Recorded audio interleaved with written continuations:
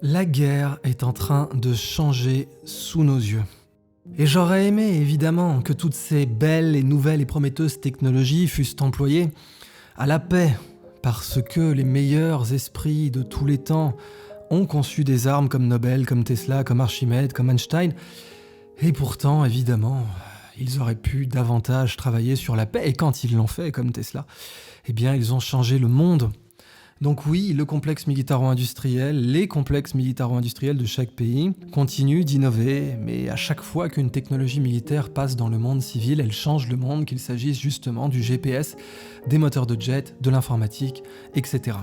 Alors, l'arrivée de ces nouveaux drones iraniens dans le conflit ukrainien est quelque chose qui est très historiquement significatif, parce que c'est un changement de doctrine et c'est un changement réellement important sur le plan historique.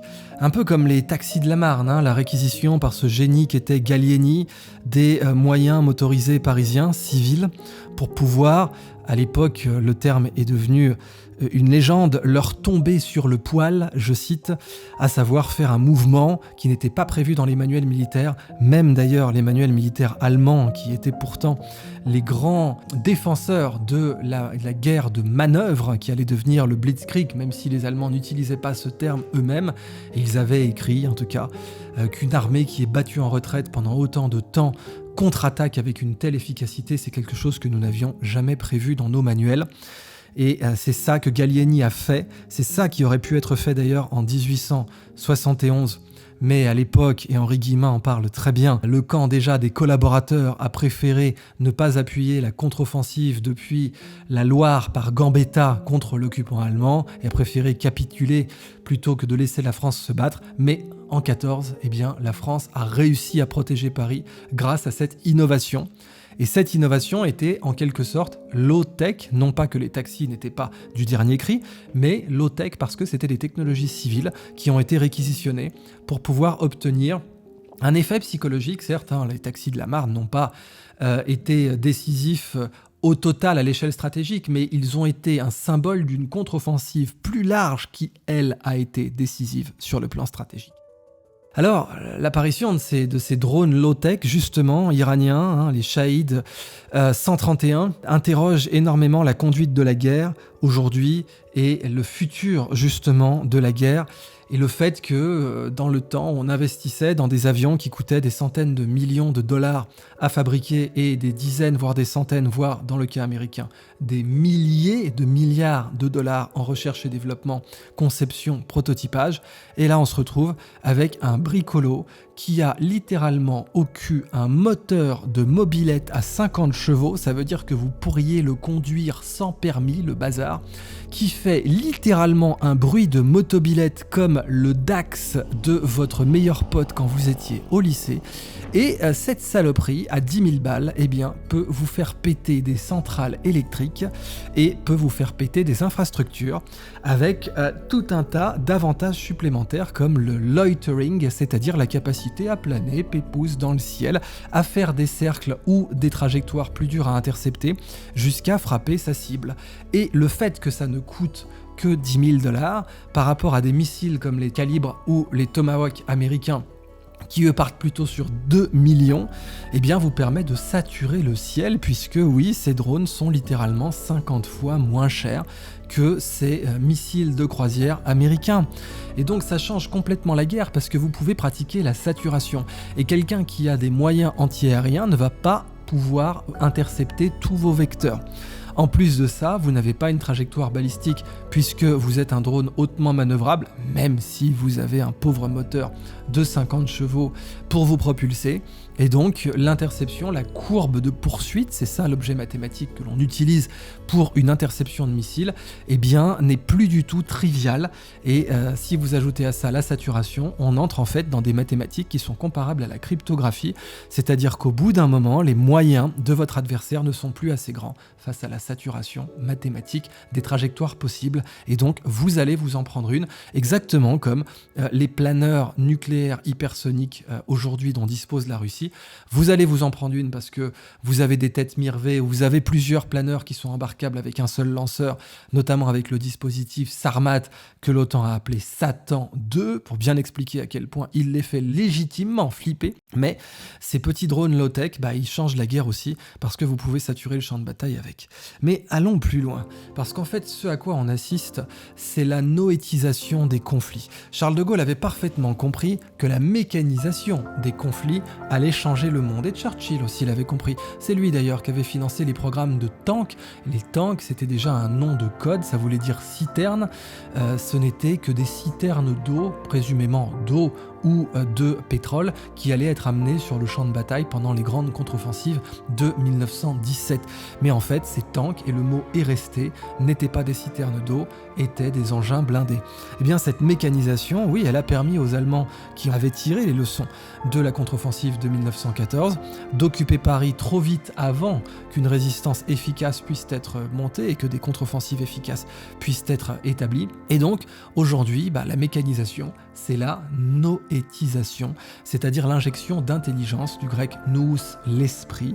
Injecter des moyens mécaniques dans l'armement a permis de gagner des guerres. Injecter des moyens d'intelligence artificielle dans l'armement de demain permettra aussi de gagner de nouvelles guerres.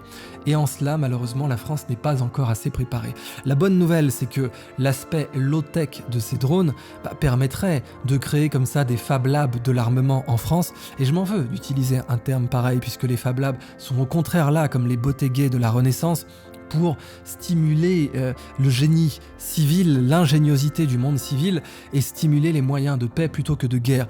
Mais bon, la souveraineté nous oblige à développer des moyens aussi, et si la Direction Générale de l'Armement montait comme ça des Fab Labs low-tech de l'armement, la France pourrait évidemment, si l'Iran a pu, s'équiper de drones low-tech très rapidement en utilisant des moyens industriels qui viennent du monde civil.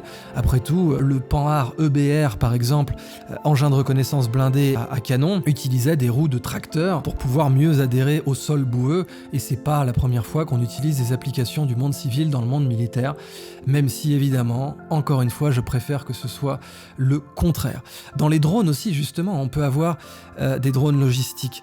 Il faut savoir que l'armée américaine est la meilleure du monde uniquement par sa logistique. Elle a la meilleure logistique du monde. Elle a des vessies déployables géantes pour pouvoir stocker du carburant.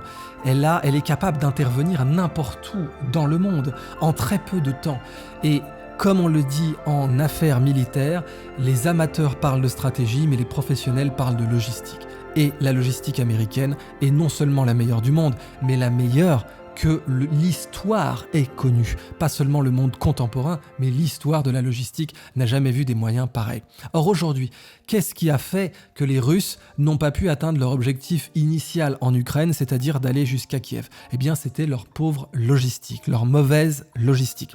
Or demain, évidemment, s'il y avait des drones logistiques en très grande quantité qui opéraient en essaim, eh bien, certes, il y aurait quelques pertes, des moyens antiaériens pourraient être utilisés, mais bon, si vous avez un essaim de drones avec en plus une centrale inertielle, un pilote automatique, pas forcément basé sur GPS, qui peut prendre le relais en cas de brouillage du système GLONASS russe, eh bien vous ne pourriez pas les arrêter, ces essaims de drones, ils pourraient ravitailler qui des forces spéciales déployées loin derrière les lignes, et qui une armée qui a besoin d'absolument tout, armement et bien sûr pétrole. Or justement, le ravitaillement par drone a déjà été appliqué dans le monde civil, par exemple au Rwanda, où on pratique la livraison de médicaments avec des drones, et ça fonctionne extrêmement bien. On dit que l'Afrique a tendance à sauter les étapes sur le développement technologique puisque elle n'a pas eu de ligne fixe développée à l'échelle continentale, mais elle a déjà une adoption du smartphone à l'échelle continentale, y compris jusqu'en Somalie, où les pirates somaliens utilisent parfois même des téléphones Iridium, mais utilisent surtout des téléphones portables alors que les lignes fixes ne sont pas développées dans leur village. Donc, La perspective que les Russes déploient des drones logistiques est tout à fait sérieuse, et si demain, sur le plan opérationnel, ils utilisaient des essaims de drones logistiques, aujourd'hui, il n'y aurait absolument rien pour les empêcher. Déjà, les Russes utilisent des drones civils, à savoir des DJI de dernière génération, qui sont donc fabriqués en Chine, et ils les utilisent pour la reconnaissance, parce qu'ils sont ce que les Américains appellent expendable, c'est-à-dire qu'ils peuvent les perdre sans problème, même si ils les ramènent autant que faire se peut. Or, DJI donc est une société chinoise, mais a aussi racheté l'élite de la photographie, à savoir Hasselblad. Et oui, Hasselblad, faramineux producteur d'appareils photo moyen format avec des photographes légendaires et qui produit aujourd'hui de très très beaux appareils moyen format, bien que très chers, et Hasselblad a donc des compétences en optique qui sont absolument redoutables. Alors là aussi, si on veut poursuivre dans le low-tech, eh bien on peut faire des appareils infrarouges par exemple. Fujifilm en propose avec des capteurs Sony qui sont normalement pour les moyens judiciaires et pour la police scientifique. Vous pouvez commander chez Fujifilm un GFX 100 avec le capteur qui a été débridé, défiltré pour pouvoir suivre les infrarouges. Mais vous pouvez aussi commander dans le civil sans aucun problème un appareil photo infrarouge, pareil, débridé, chez un américain par exemple. Vous avez des laboratoires de customisation d'appareils photo aux États-Unis qui vous font ça sans aucun problème. Et en fait, si vous êtes vraiment bon, vraiment compétent, vous pouvez le faire vous-même. Et si vous êtes en tout cas un moyen militaire, vous le faites aussi sans problème. Or justement, ces derniers appareils photographiques qui produits par Hasselblad, qui produits par Fujifilm, dans les deux cas il s'agit de capteurs Sony, mais on pourrait vraiment envisager que les Chinois très rapidement aient les mêmes moyens et soient capables de les diffuser partout dans le monde, en plus sans régulation, même si les caméras infrarouges, techniquement certaines, sont considérées comme des armes au regard des imports-exports et des réglementations d'importation en Afrique par exemple. Vous avez un photographe assez remarquable qui a fait une exposition de photographie infrarouge en Afrique où il a filmé la guerre avec une palette photographique qui rappelait le Kodak Aérochrome, qui était un des moyens déjà de photographie infrarouge les plus populaires dans les années 70 et 80 et qui était utilisé aussi bien par l'armée que par les services cadastraux ou l'agriculture pour photographier des champs. Mais ce photographe a expliqué que cette caméra était réglementée, était même considérée comme une arme au regard des réglementations d'import-export dans les pays africains où il a photographié. Eh bien demain, une armée pourrait s'équiper sans aucun problème de drones avec des Fujifilm, moyen format, donc très grosse quantité de données. On parle de 100 mégapixels avec un très gros capteur. Qui est même de la taille en fait des capteurs avec lesquels Christopher Nolan va filmer ses films, donc on parle vraiment de très gros capteurs, et évidemment accéder au champ de bataille avec énormément d'informations, et surtout ces capteurs montent très bien dans les ISO, c'est-à-dire qu'ils peuvent fonctionner avec une très très basse luminosité et capter de la donnée à très basse luminosité. Vous ajoutez à ça des optiques justement produites par Hasselblad ou produites par Fujifilm qui ont un f-number très bas, donc qui peut avoir une très grande ouverture focale et qui peuvent filmé dans la nuit, vous avez un moyen low-tech de vision nocturne, de surveillance nocturne, de renseignement militaire nocturne qui est en fait composé uniquement de bricolage civil. Donc les drones iraniens nous montrent en fait qu'on peut faire de la bricole, du MacGyver civil pour des moyens militaires et qu'une armée du niveau de l'armée russe peut le faire, pas des mouvements de guérilla, pas des paramilitaires, pas des systèmes de résistance ou des organisations qui ne sont pas promues par un État souverain. Non, on parle vraiment d'une armée normale qui, comme on a réquisitionné les taxis de la Marne en 1914, peut réquisitionner des moyens photographiques pour faire de l'espionnage et attaquer l'ennemi d'une façon surprenante, et peut utiliser des drones civils pour faire des essaims de ravitaillement, des essaims logistiques, avec des leurres aussi, parce qu'après tout, si vous voulez continuer dans la mathématique, eh bien, au lieu d'utiliser les énormes hélicoptères de ravitaillement que les soviétiques avaient développés pendant la guerre froide, et qui étaient les plus gros hélicoptères du monde, et que les Russes utilisent aujourd'hui dans la guerre en Ukraine, eh ben, vous prenez un essaim de 10 000, voire jusqu'à 100 000 drones de type drone de photographie professionnelle qui peuvent emporter jusqu'à 30 kg pour certains, ou bien vous les fabriquez vous-même avec des moteurs de drones. En plus, ces drones auront l'énorme avantage de ne pas être chauds, donc vous ne pourrez pas les cibler avec de l'infrarouge. Et si jamais ils ont une centrale inertielle plutôt qu'un système de localisation par GLONASS par exemple, eh bien vous ne pourrez pas les brouiller. Donc vous aurez énormément de mal à les identifier. Vous pourrez faire en sorte que leur vol soit silencieux. C'était d'ailleurs la grande spécialité pendant la Deuxième Guerre mondiale de Rolls-Royce, qui dans le civil ensuite a appliqué ses grandes compétences dans les moteurs silencieux pour faire justement que leur Rolls-Royce véhicule de prestige soit silencieux. Ils le faisaient d'ailleurs déjà avant la guerre, puisque leur modèle s'appelait Phantom, et que depuis ils portent des noms comme ça de spectres justement pour rappeler le côté silencieux de leur moteur, pourtant survitaminé. Eh bien demain les Russes pourraient faire ça, mais pas que les Russes en fait. L'avenir de la guerre, c'est ça. Ce sont ces essaims de drones qui seront très durs à localiser, très durs à contrer, pour lesquels vous n'aurez pas de signature infrarouge particulière, pour lesquels vous aurez certes une signature acoustique, mais elle pourrait évoluer très rapidement, et que vous ne pourrez pas cibler avec des missiles qui recherchent les radiations radar.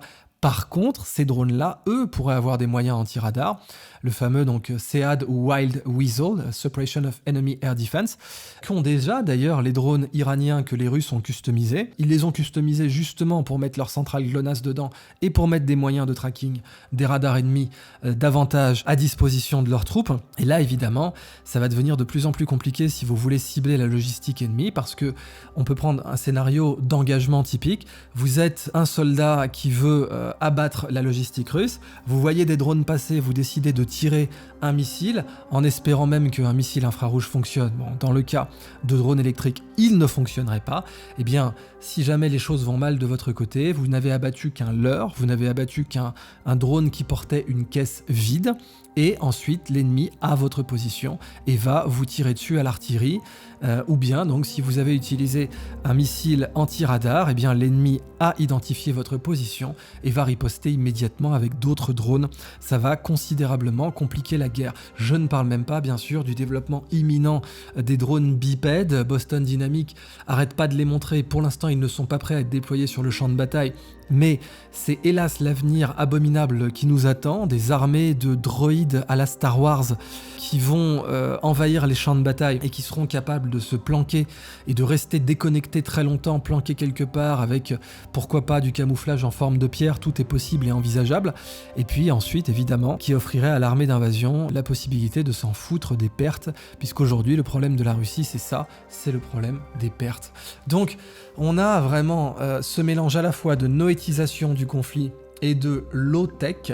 Et ce low-tech, on le voyait déjà dans d'autres situations. Vous avez vu par exemple au Brésil des armes qui ont été fabriquées entièrement en local, jusqu'aux munitions pouvaient être fabriquées en local, puisque c'était des armes en .50, .50 même BMG dans certains cas, donc Browning Machine Gun. On parle d'un calibre lourd, d'un calibre antimatériel, donc un calibre qui peut traverser tous les gilets pare-balles et toutes les plaques céramiques, et qui va même traverser la plupart des voitures blindées de base, et bien sûr qui peut traverser la couverture. Si vous vous êtes mis derrière un bâtiment ou derrière un moteur de bagnole par exemple, eh bien les gangs brésiliens étaient capables de vous fabriquer des sortes de mitrailleuses lourdes à répétition pour les monter sur une voiture, et certains commentateurs avaient même dit ça ressemble à du Gorka Morka, le jeu de rôle avec les orques, tellement c'est fabriqué à l'arrache et pourtant ça fonctionne.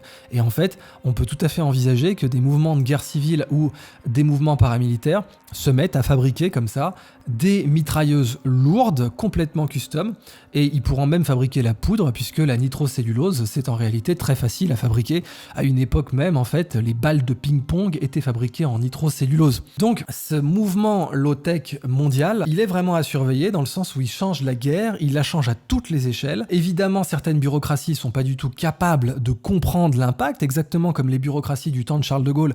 Jeunes n'avaient pas compris qu'il fallait, par exemple, équiper les chars français de radio, le B.A.B.A, bah non, ça c'était pas évident. Pour tout un tas d'abrutis galonnés, c'était pas évident que les chars devaient avoir des radios, et donc du coup, pendant toute la première partie de la guerre, eh bien, les chars français utilisaient littéralement des drapeaux pour communiquer. C'était d'une stupidité sans nom, mais c'était comme ça. Eh bien, Je pense que encore aujourd'hui, on a beaucoup de génie, on a beaucoup de nouveaux Charles de Gaulle en France, mais qu'on a encore une bureaucratie assez coconne qui n'a pas compris l'intérêt d'avoir des DJI Avata à 97 km/h et qui coûtent que dalle sur le champ de bataille, qui n'a pas compris qu'une pauvre caméra bricolée peut aller espionner et obtenir du renseignement militaire, qui n'a pas compris qu'un pays peut faire des Fab Labs de drones pour pouvoir avoir ses propres moyens de guerre en essaim à très grande échelle et avoir des drones qui coûteront même pas 5 000 € chacun, économie d'échelle déduite. Je pense que oui, l'administration n'est pas encore assez souple et intelligente pour comprendre cela. Mais c'est ce que l'Iran a fait avec leurs moyens low-tech. Ça va poser des problèmes de rapport de force dans beaucoup de conflits, dans beaucoup de situations, typiquement au Moyen-Orient, où le système, par exemple, dôme de fer n'a pas été prévu pour intercepter des appareils qui manœuvrent très vite. Et bon, c'est pas avec un moteur de motobilette à 50 chevaux que vous allez non plus manœuvrer à la Chambon, mais demain, la possibilité de surmultiplier votre bricolo n'est pas du tout impossible. Et ça, ce sont des modes de conduite de la guerre qui n'avaient pas du tout été anticipés. Ajoutez bien sûr à ça l'application des drones par les forces de l'ordre et par les autorités de contrôle des États. Vous voyez déjà les horreurs qui se font en Chine avec des drones qui vous obligent à scanner un QR code, sinon vous ne passez pas. Et demain, bien sûr, un drone armé qui vous dira que vous avez 10 secondes pour coopérer, autrement il ouvre le feu, c'est quelque chose qui va arriver. Et c'est pour ça que la société civile doit être informée de la progression, de la noétisation des moyens militaires et des moyens armés, d'avoir ces fameuses armes intelligentes. La société civile doit être informée, doit comprendre, doit animer des débats, doit s'interroger sur ces technologies et doit s'interroger aussi sur la capacité à désarmer des drones. Certains avaient élevé des aigles, c'est pas pour rire, hein, même en Hollande ça a été fait. Mais demain, il faudrait que si l'État abuse des moyens de drones pour contrôler la population soit capable de brouiller un drone, soit capable d'intervenir, d'avoir un lance-filet, d'avoir des canons à énergie pour réagir, pour ne pas se laisser dominer par un État totalitaire qui enverrait des drones armés tous azimuts. C'est quelque chose sur lequel nous devons réfléchir et sur lequel nous devons nous informer dès aujourd'hui. Alors, cette vidéo ne serait pas complète sans un peu d'optimisme et de réflexion. Oui, j'ai parlé de ces mitrailleuses lourdes en 50 BMG fabriquées au Brésil. Oui, j'aurais pu parler des mortiers à bonbonnes de gaz qui peuvent être développés et qui sont des moyens de frapper n'importe où, n'importe quand. Ultra low-tech là aussi, puisque c'est absolument impossible à tracer. C'est très facile à fabriquer. Ça pourrait se fabriquer littéralement en 4 heures dans un garage et se déployer dans n'importe quelle ville. Mais parlons maintenant des choses positives, à savoir des drones qui peuvent être utilisés par exemple pour faire du seed bombing, c'est-à-dire planter des graines à grande échelle. On a parlé aussi des drones pour livrer des médicaments, mais le seed bombing, les drones qui permettent de reverdir les déserts, il y en a plein. Vous avez beaucoup de jeunes pousses, sans mauvais jeu de mots par rapport à l'idiome français pour dire start-up, qui utilisent déjà des drones lourds, des drones capables d'embarquer 50 kg, 80 kg, pour planter des arbres et pour distribuer des moyens un peu partout dans le monde. Donc ça, c'est quelque chose sur lequel on doit se concentrer aussi. L'intérêt de ces drones, le bricolage bien sûr, les Fab Labs, les passionnés, pas attendre par analyse, paralyse, qu'une bureaucratie, qu'une technocratie décide enfin d'investir sur ces moyens révolutionnaires. Nous pouvons, nous, créer des Fab Labs sur les drones. Oui, certes, par souveraineté, parce que comme le disent les Finlandais, il y a toujours une armée dans un pays, et soit c'est la vôtre, soit c'est celle de quelqu'un d'autre. Donc oui, évidemment, l'armée française doit innover. Oui, évidemment, la DGA doit monter des Fab Labs. Idéalement, d'ailleurs, si jamais je faisais partie de l'exécutif en France, une des premières choses que je ferais serait de recommander à la DGA, avec des directives, de faire un audit de toutes les technologies qu'elle pourrait passer discrètement dans le civil, avec évidemment un panel d'entreprises partenaires qui seraient protégées secret défense, et ce passage dans le civil se ferait de façon totalement confidentielle, personne ne pourrait le retracer, mais on se retrouverait avec des technologies brillantes issus des nécessités d'innovation de l'armée qui passeraient dans le civil. Et ça d'ailleurs, ça créerait énormément d'emplois, beaucoup de PIB en France, parce que ce serait l'avènement d'un complexe pacifico-industriel qui d'ailleurs amortirait une grande partie de notre budget de défense. Eh bien, parmi ces technologies qui pourraient passer dans le civil, il y aurait donc le seed bombing, l'utilisation systématique de drones pour les cadastres, ce que l'on appelle aussi l'aguiculture, d'après les travaux d'Hervé Pillot qui se définit comme aguiculteur, agriculteur geek. Oui, quand on met plus de connaissances dans la terre, on la développe. Oui, j'aimerais que tous ces drones, que toutes ces nouvelles technologies qui sont déjà fascinantes pour les safaris photos, pour les documentaires et qui nous permettent déjà de faire de superbes images et à certains youtubeurs de faire des plans que du temps de Bondarchuk pour Waterloo, ils auraient nécessité des hélicoptères pour les faire.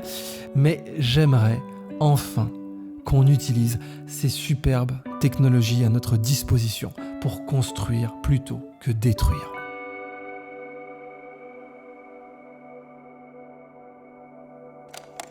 Qui fait aussi littéralement but but but mouep mouep mouep. Je vais peut-être la refaire, attends. Qui fait aussi littéralement brut brut comme un putain de Dax. Non, c'est pas bon, je la tiens pas cette onomatopée là. Faudra faire le bêtisier de ce truc.